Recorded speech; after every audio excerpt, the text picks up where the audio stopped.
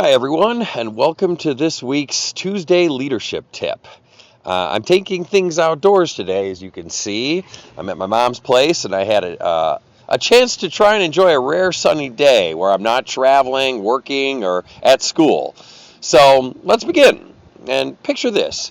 Your manager one day praises your decision making in the morning meeting, but then publicly berates you for messing up a customer interaction that same afternoon. Ever have one of those days with your boss? If you think this kind of hot and cold leadership is just confusing, well, I was just reading brand new research from one of the top research journals in psychology, and it reveals something that's a bit surprising and definitely more troubling for leaders. This Jeckyll and Hyde leadership style, well, it's actually more damaging to teams than consistently poor leadership. Let me repeat that.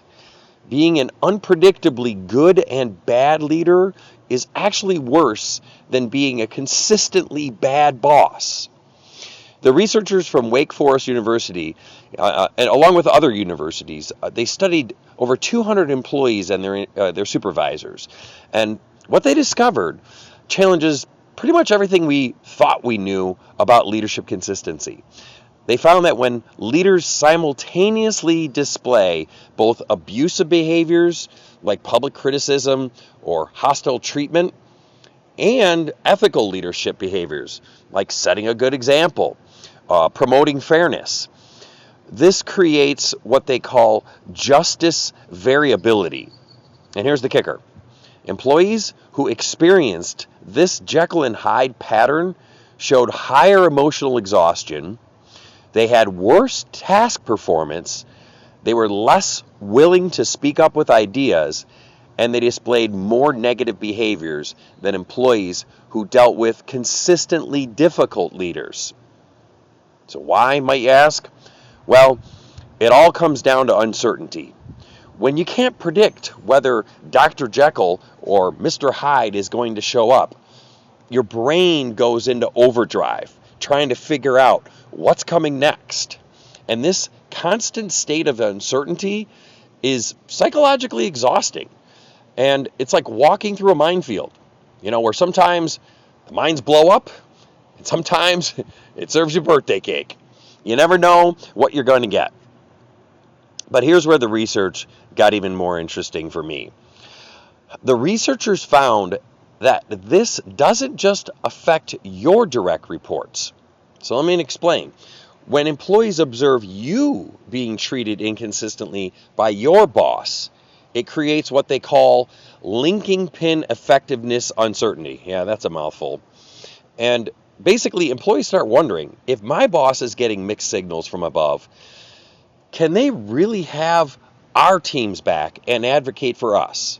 Can you protect us and get us the resources we need? This indirect experience of Jeckyll and Hyde leadership, well, it creates a ripple effect of exhaustion and disengagement throughout the organization.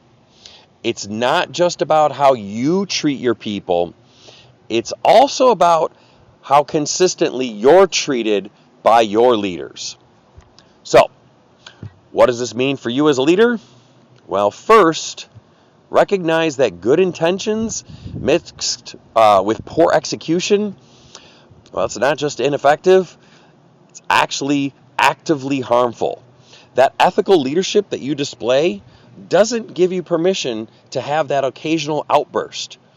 Your team would literally be better off with you displaying predictably low standards of leadership, as sad as that is, than having, these unpredictable mood swings. Obviously, it's consistently high standards of leadership that your real objective is. So, second point, audit your own consistency.